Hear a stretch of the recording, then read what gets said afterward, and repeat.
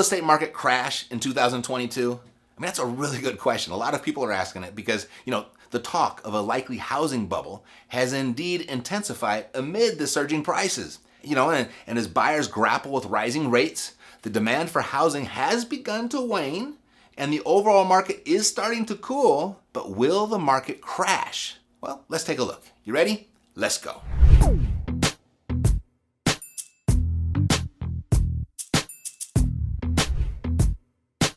All right, so by the time we're done here, you'll completely understand the likelihood of a real estate market crash in 2022 and what you should do, if anything, about it. Because speculation about a possible housing bubble took full bloom this spring, traditionally the biggest home buying season of the year. And when people start talking about bubbles, it inevitably leads to the question of whether the bubble will pop with a crash or more gently ease its way back down to earth in a modest correction. So the big picture, one really need look no further than the law of supply and demand, as the Federal Reserve's decision to raise interest rates from their near zero levels, they're propelling mortgage rates to levels not seen in nearly 13 years, of which is having a direct impact on the demand to buy real estate. New mortgage applications are down to roughly half what they were a year ago.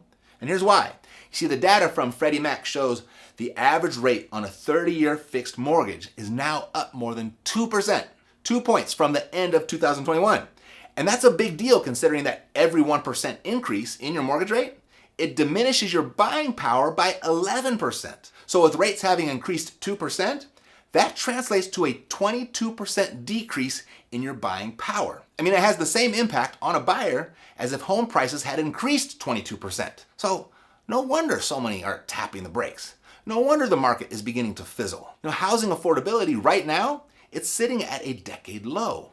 And that could mean a larger shift is looming. So as the demand wanes and with future hikes in rates to battle inflation are almost guaranteed, either one of two things can come next: a correction or a crash. So a correction would entail a gradual drop in prices to more sustainable levels, whereas a crash would result from either a rapid drop in prices triggered by widespread panic from homeowners and investors, or a wave of foreclosures. So that's what's possible, but what's probable? And I'll get to that in just a second.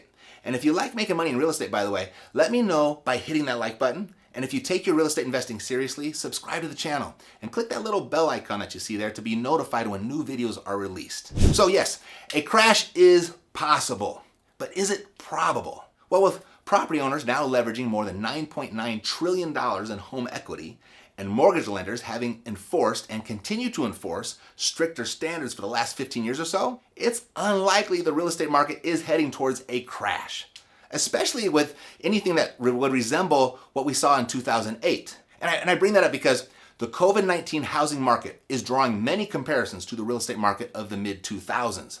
But the two periods couldn't be more different. I mean, it's no secret the housing market played a central role in the Great Recession, but this market, it's just fundamentally different in so many ways. The housing bubble that led up to the 2008 crisis can be attributed to a combination of 1, cheap debt, 2, predatory lending practices, and 3, complex financial engineering that resulted in many borrowers being placed into mortgages that they could not afford. Further, builders were building new homes so fast that eventually they outbuilt the demand. There were more homes available than were needed to support the population at the time. In 2022, the real estate market is in a much better position. Almost all American households have rebuilt their nominal net worth to pre-recession values, and the lending standards have tightened while home values have soared. And then, what is even more significant is that the imbalance between supply and demand, it's teetered to the opposite position, meaning right now, we've got more people in the population needing homes than we have homes available. A lack of inventory is not a precondition for a housing crash. But as buyer demand declines amid soaring costs, it is indeed easing competition. And that could certainly mean a correction is on the way. You see, according to the Census Bureau, U.S. new home sales have declined every single month in 2022.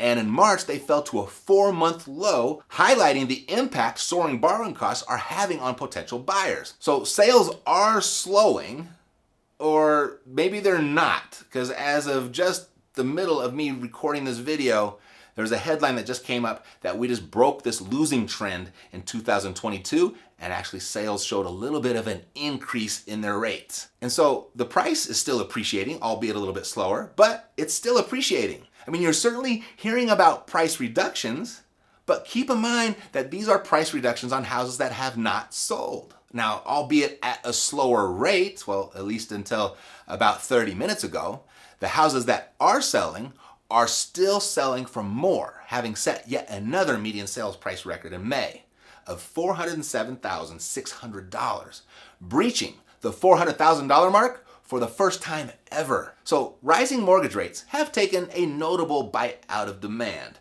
but there's still plenty of demand, as illustrated in the news today, and capable demand at that in the market, and it's all driving it forward. But as they say, it can't go up forever. Or can it? 10 years ago, you probably would have balked at the idea that houses would more than double by now. But here we are. Nonetheless, we can't ignore the mortgage rates if we're going to be prudent fortune tellers. Historically, such large movements in mortgage rates have ended with a housing slowdown. And it'd probably be wise to brace for a soft landing, at least. Meaning a slowdown to a much less frantic pace, but very likely an upward pace still. Unless shelter somehow goes out of fashion. The reversed supply and demand imbalance of 2008 will support property values and maintain a relatively healthy market, even amid the multitude of economic uncertainties we're all experiencing. A slight and short-lived real estate market correction, it's probable, but a market crash, it's not. And if you'd like to position yourself on the right side of the market and build your passive income and wealth in the way that more people have been able to do it than with anything else, you'll probably like what we've put together over at reiace.com. So head over there, take a look. If you like what you see, answer a few questions about your real estate ambitions, and then just pick a time for us to hop on the phone so we can brainstorm some new real estate investing ideas for you. reiace.com. And I'll go ahead and I'll put that link in the description for your convenience below. Alrighty, that's it for today. Thanks for watching. I'll see you next time. Take care.